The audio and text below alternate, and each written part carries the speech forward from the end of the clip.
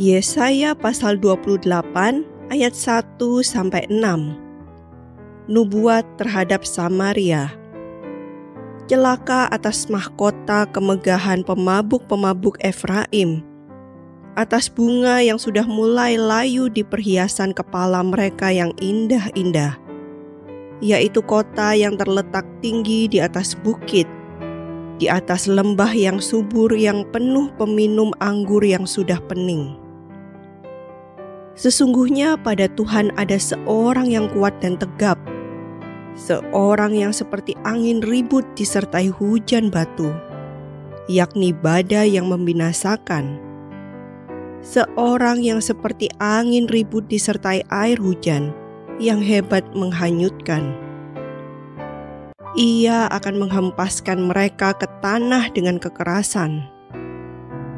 Mahkota kemegahan pemabuk-pemabuk Efraim itu akan diinjak-injak dengan kaki, dan bunga yang sudah mulai layu di perhiasan kepala mereka yang indah-indah itu, yaitu kota yang terletak tinggi di atas bukit, di atas lembah yang subur.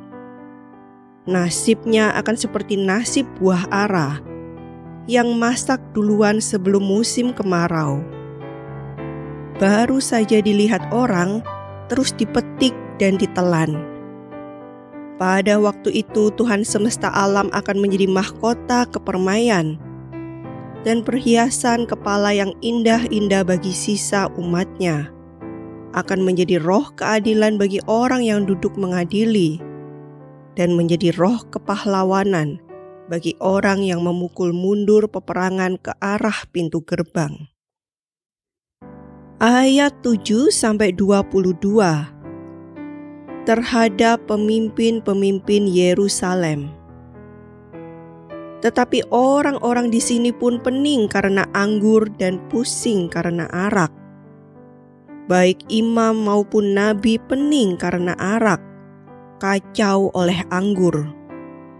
Mereka pusing oleh arak, pening pada waktu melihat penglihatan, goyang pada waktu memberi keputusan. Sungguh, segala meja penuh dengan muntah, kotoran, sehingga tidak ada tempat yang bersih lagi. Dan orang berkata, kepada siapakah dia ini mau mengajarkan pengetahuannya? Dan kepada siapakah ia mau menjelaskan nubuat-nubuatnya? Seolah-olah kepada anak yang baru disapi dan yang baru cerai susu. Sebab harus ini, harus itu, mesti begini, mesti begitu, tambah ini, tambah itu.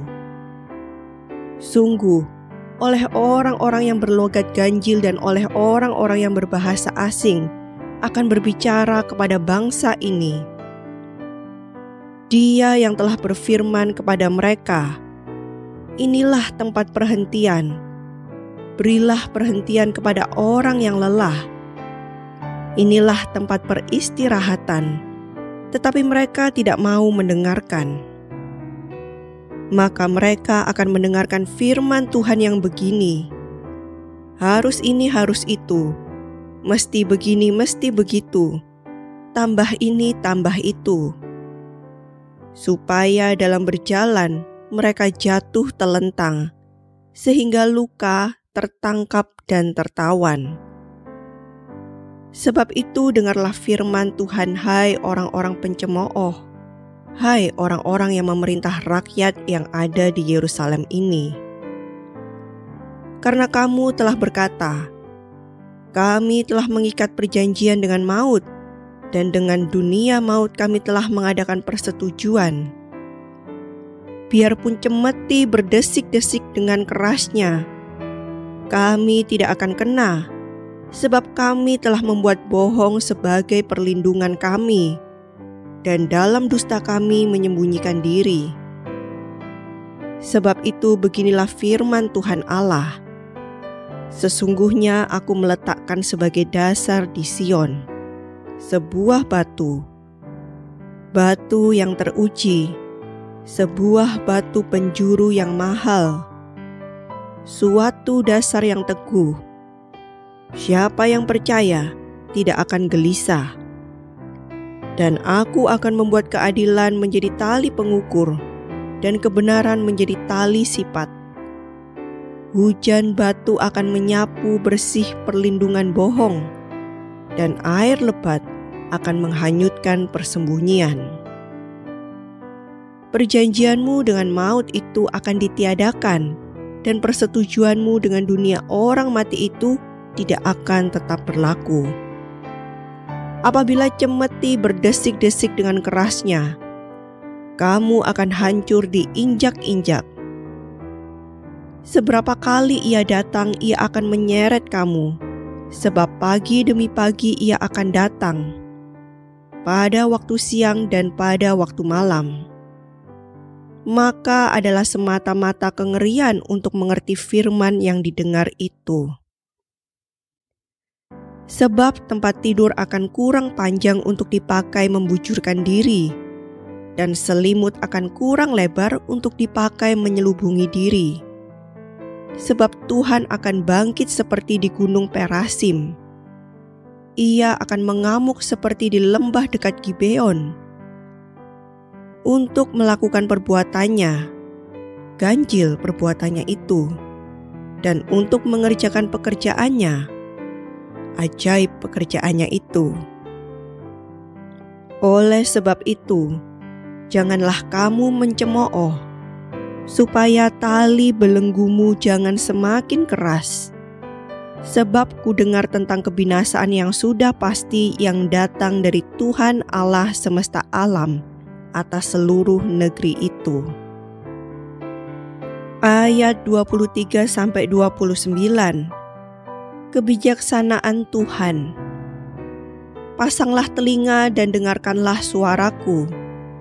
Perhatikanlah dan dengarkanlah perkataanku. Setiap harikah orang membajak, mencangkul, dan menyisir tanahnya untuk menabur? Bukankah setelah meratakan tanahnya ia menyerakkan jintan hitam dan menebarkan jintan putih, menaruh gandum jawawut dan jelai kehitam-hitaman dan sekoi di pinggirnya? Mengenai adat kebiasaan ia telah diajari, diberi petunjuk oleh Allahnya. Sebab jintan hitam tidak diirik dengan eretan pengirik, dan roda gerobak tidak dipakai untuk menggiling jintan putih. Tetapi jintan hitam diirik dengan memukul-mukulnya dengan galah, dan jintan putih dengan tongkat. Apakah orang waktu mengirik memukul gandum sampai hancur? Sungguh tidak. Orang tidak terus-menerus memukulnya sampai hancur.